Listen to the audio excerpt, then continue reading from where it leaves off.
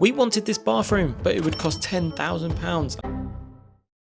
We have come up with a plan to create this designer bathroom. There will be hurdles, we will question our life choices, but we are going to try our best to answer the £10,000 question. Can you do a full DIY bathroom renovation on a budget with no experience?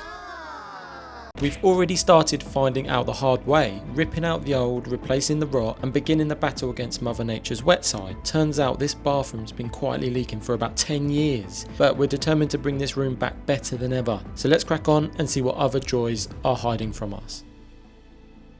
Now it's time to tackle the second wall, the stud wall. Everybody loves a good stud. I'm using stainless steel screws because honestly anything else would be a crime against bathrooms. They'll never rust unless the whole thing floods, and if that happens I'll have bigger issues than rusty screws. I added insulation as I went, partly to keep the bathroom warm, mostly so that no one hears the questionable noises I make when working. Before the boards could go up I had to add a few noggins, just a few bits of timber to give me something solid to screw into. I fitted them vertically this time, which isn't the textbook way, but it gave me more surface area to fix the boards to. I'm calling it innovation.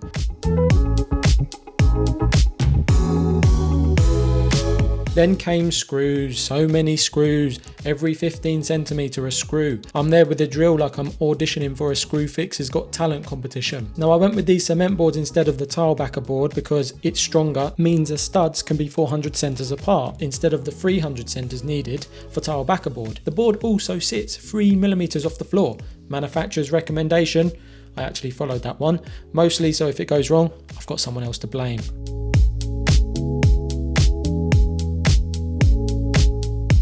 Because I'm watching the pennies, I didn't want to buy a new board for the last section, so it turned into a bit of a jigsaw puzzle, offcuts here and there, full Picasso mode, trying to make it all fit like DIY Tetris. From there, it was rinse and repeat, noggins in, panels up, 5mm spacer between each board. The joints will all get taped and filled a little later in the video.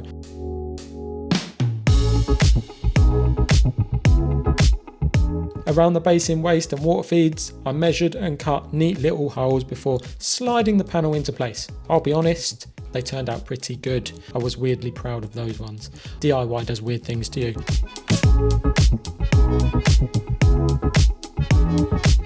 Over on the lightweight block wall from the last episode, I finally added the mechanical fixings. Basically, just more screws, but you've got to wait until the adhesive sets first, otherwise everything pulls out of line.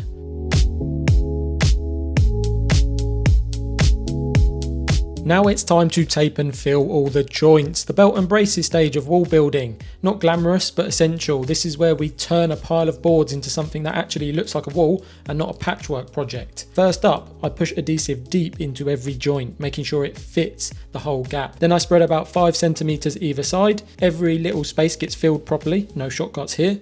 I've learned the hard way that shortcuts in bathroom end in leaks and emotional damage. Then the joint tape goes on top, pressed into the adhesive like some kind of industrial lasagna. If it dares to peek through, on goes another layer until it disappears completely.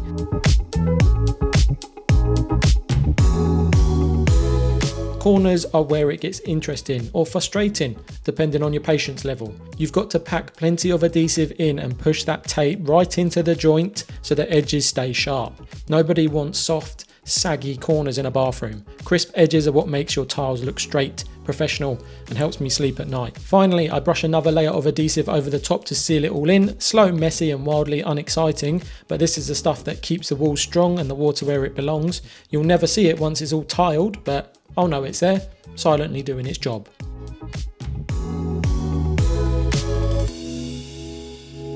So all the boards are done and I'm very happy with the result. The joints are fully taped and this is C2 adhesive, so the same cement adhesive I used to dot and dab it to the wall. All around the base there's around a 3 to 5mm gap, an expansion gap.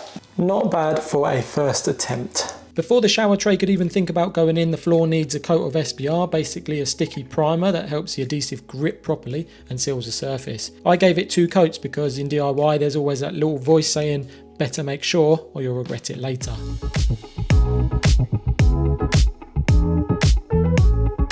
Once that was dry, I started the tanking process, the fancy term for waterproofing. A layer of sealer went over all the boards and the joints to help the waterproofing tanking stick properly when it goes on later. It's one of those steps that feels a bit repetitive, but if you've ever seen what happens when the bathroom leaks, you'll know that this is worth it. The bit that everyone sees at the end takes the least time, and no one ever comments on the primer, do they? But that's the thing holding the whole relationship together.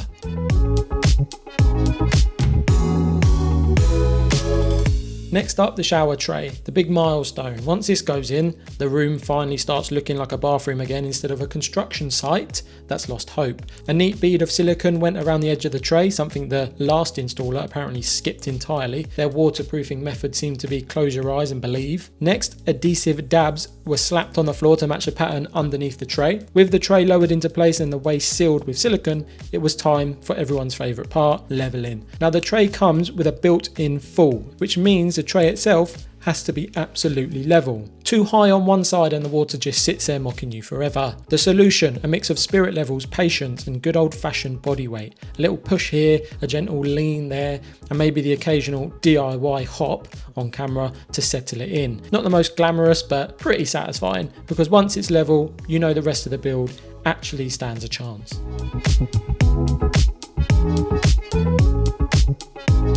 With the tray in place, it was time for tanking, the stage where you paint everything in waterproof goo so that your tiles don't end up hiding a secret swimming pool behind them. First, the tray needed protection. I cut some MDF to size and padded it with leftover laminate underlay sheets. Then came the tape, 3 pieces in total, 2 for the base around the tray and 1 for the corner. The process itself is simple enough. Slap tanking on the wall, press the tape into it and overlap it slightly onto the tray. That way, if any water tries to sneak behind the tiles, it gets politely redirected back into the shower tray where it belongs.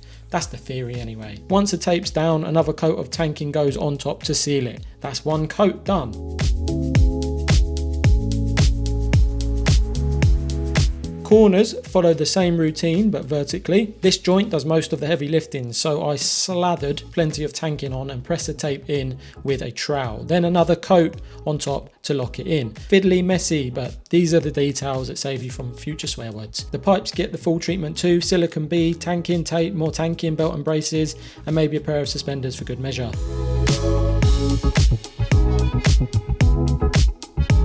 The main coats were done with a roller onto the boards, nice and thick in one direction first, then a second coat in the opposite way. And here are some beautiful shots of me cutting in around the perimeter and rolling vertically over the first horizontal coat. Tanking complete, waterproofing fortress mode activated apparently. I'll let you know in 10 years time if it actually worked, so please do subscribe.